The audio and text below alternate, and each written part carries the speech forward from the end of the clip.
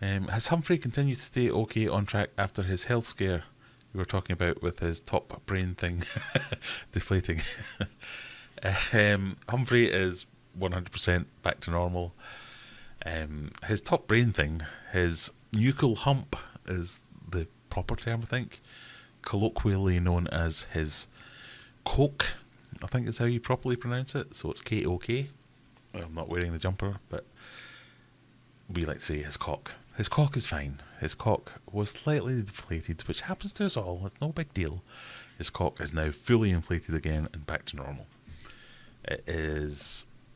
He's the only flower horn I've ever owned, so I can't speak from experience of owning dozens of flower horns, but it's his first indicator of I'm not happy. So if ever I see it, and it's happened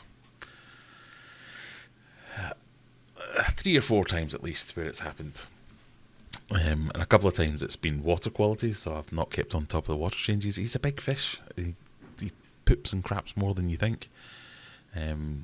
So a couple of times it has been water changes. He's like, give me a water change, that's it.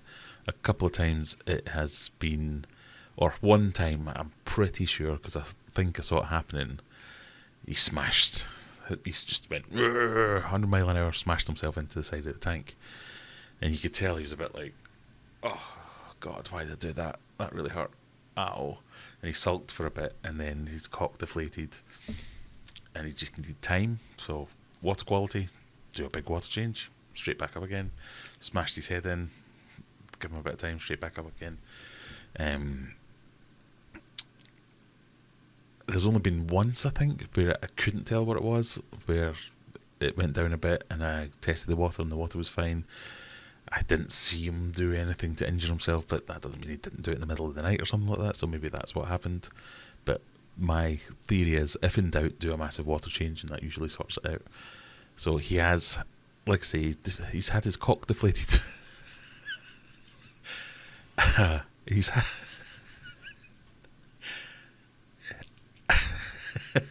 he's had his nuchal hump deflated 3 or 4 times, but it's only ever lasted for a day or two, and then he's back to normal. Oh, sorry. And relax. But yes, he's absolutely fine. I released a short today, and I took that today. It was when I was down feeding the fish. On a Friday, I like to do fish treats. So he's in that one. You can see his cock is his cock is loud and proud up.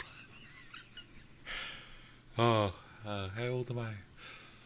Sorry. Can I please have an update on the cactus pleco? Certainly, Holly. I hate that thing. I love it and hate it. It's a fantastic looking fish. It settled in really well. It eats well, but it kicks the beep out of my fish tank on a daily basis. It doesn't like how I've decorated the tank, and it's on a daily basis likes to show me that by digging things up. So almost every day, in fact, it's been really good this week. I've almost had a week of not digging anything up, but almost every day I wake up and there's a plant floating along the top of the water. Well, what's going on there? And then there's 3 tons of sand moved up against the glass there, and I'll take this rock and I'm going to put it over there. He's a fantastic looking fish, but yeah, I think I've upset him somehow. He just likes to show me that he's displeased by destroying my aquascape on a daily basis. Other than that, he's doing great. How are the Oscars? Oscar update. Great. They are, yeah, they're doing great. So I added in the floating plants. So for those of you who don't know, I have some Oscars. They were just cowering in a corner, not enjoying life. So I mentioned it in the video and said, have you got any tips of what could we do here? The number one tip was move them higher up, and that wasn't going to happen. I didn't have a big enough tank up there, so I could have rearranged the entire fish room, but not going to do that. The other was add some floating plants, dim the lights, lighten up the substrate. I went with the floating plants and dimming the lights. In fact, nobody said dim the lights, so I think I just did that on my own. But since I've dimmed the lights and added some more floating plants, they're out all the time. They're out, they're interacting with me, they're not even scared of me walking past the tank anymore. So I think I can now gradually increase the lights and they'll be fine, because they know they're safe. So yeah, I'm really happy how the Oscars are doing. pardon me, the two smaller Oscars are really going for it now. Like, anytime you're near the tank, they're like, feed me, feed me, feed me. If you saw my short today of Humphrey, like, give me the food. That's what the Oscars are like. So I think they're going to put on weight pretty damn quick. So if they get up to the size of the bigger Oscar that's in there, I think I can put them in mega tanks. I definitely do want to put them in mega tank. And when I talked earlier about the tilapia and the snakehead, I wouldn't call it aggression, but more fish in there to spread out that not aggression is only going to be a good thing. So I want to get more decorations into mega tank, so there's more caves and hiding spots. So if I do put the Oscars in, and they're going to be smaller than the other fish, it gives them somewhere to go and just get out the way and have a bit of respite. But I want the Oscars to come out of their shell more, to grow up a bit, become a bit more robust, and then we'll get them in there. So we might be a good few months away from doing that. But yeah, they're doing really good now at the moment. What's the top 3 things in your fish room you're most glad of looking back on building it? Number 1, chair. A comfy chair. It's not even close. Comfy chair. Everything else is... The comfy chair is allowing me to enjoy my fish room more than anything else. So obviously you have to have a fish room, or you have to have the things in there to look at from your comfy chair. The comfy chair is a game changer. I'd even go as far as to say number 2, desk, so as I can work from my fish room. Because when I'm there anyway, I get, and I've said this in a video before, my relationship with my fish room is I go down to the fish room and I do jobs. And that's fine. And that's fine for most people, and most people will probably be happy with that.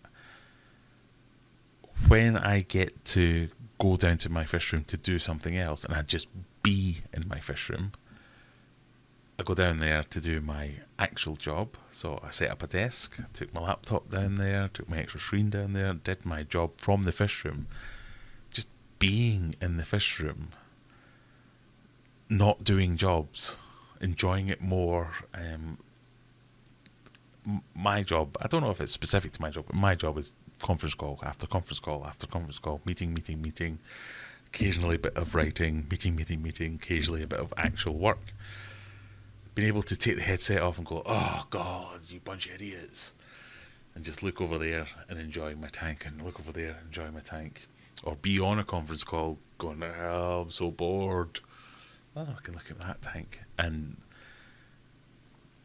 get jobs done almost without even thinking about them. I can do a water change while I'm on this phone call. Brilliant. So, chair, desk. And I know these are 2 things that aren't necessarily related to the actual fish room.